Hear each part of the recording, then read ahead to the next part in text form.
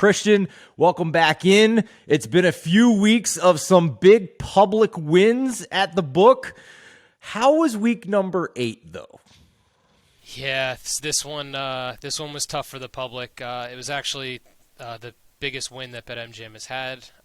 It was definitely tough for the public. A lot of those underdogs winning. Bucs Saints for sure. Jets Bengals. Those were bad for the public. When you say the best week BetMGM has had, do you mean for this season, for 2021? No, in general, football in general. Ever. NFL Best week ever for BetMGM. Yes, absolutely. Incredible. By a pretty wide margin, too, I think.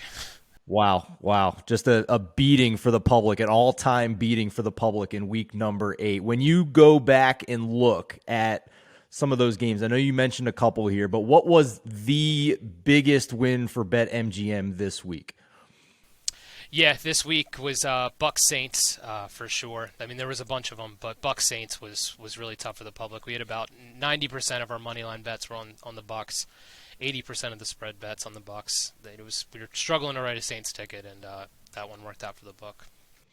Yeah, I remember looking at some splits going into the weekend, and that one was in the top 4 of games that had a lopsided handle percentage on one side, but I guess the other games, maybe like the Bengals just weren't taking as much overall handle, even though the percentage was higher on Bengals handle spread bets as opposed to what it was for the Bucs.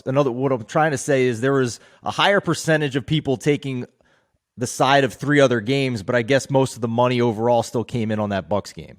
Yeah.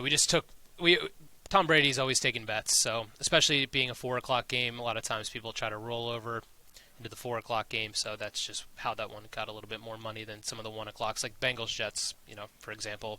Bengals Jets, we had 97% of our money line bets were on the Bengals, 87% of the spread bets on the Bengals, but being a 1 o'clock game, sometimes it'll end up taking a little bit less money. Well, in a week that was a bloodbath for the public, was there any silver lining? What was the biggest public win in week number 8? We had two games.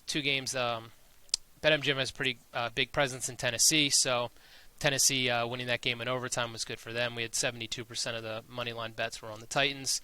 61% of the spread bets were on the Titans as well. But so a lot of our Tennessee bettors were happy. And the Bills covering 88% of our spread bets were on the Bills there.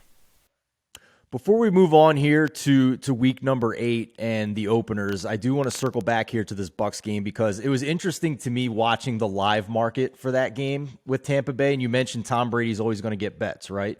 So what goes into that? I mean, how much money were you guys taking in the live market when the Bucs were down 9 and you could still get plus 220 or better on the Bucs to win the game? And then when the Bucs were within a field goal on that final drive and they were actually minus money to win that game, how much action were you taking on the Bucs in game versus pregame? Yeah, so we ended up taking about 30% of our total handle, or 30% of our total bets on the Bucs came from live in betting, and I'm sure I was as well tracking it live as well. The Bucs sitting there at +3, +7 at times looked so juicy, and everyone was hitting that as well. I mean, and I can't blame you. Tom Brady's done this so many times, and you actually looked good for a minute there until that pick 6. But them being favored at the end is just because of Tom Brady. He's done this so many times before, and that's why we took so many bets on him to do it again, because everyone's seen this story so many times. Is that a pretty high number in terms of the overall handle, having 30% of it coming in from live betting? Like, how does that compare to a typical NFL game? Yeah, that's a little bit more than normal, at least for a typical NFL game. You'll see that at times. Like, we've had that in the past with the Chiefs. When they end up going down, people just start piling on, and it was kind of a similar situation there, that you see Tom Brady down 2 touchdowns, Jameis Winston just tore his ACL, you got Trevor Siemian coming in. Every single person's like, of course Tom Brady's going to come back and do this. So that backbreaker interception was huge for the book, but it's, a rare situation for it to happen. He normally does come back there.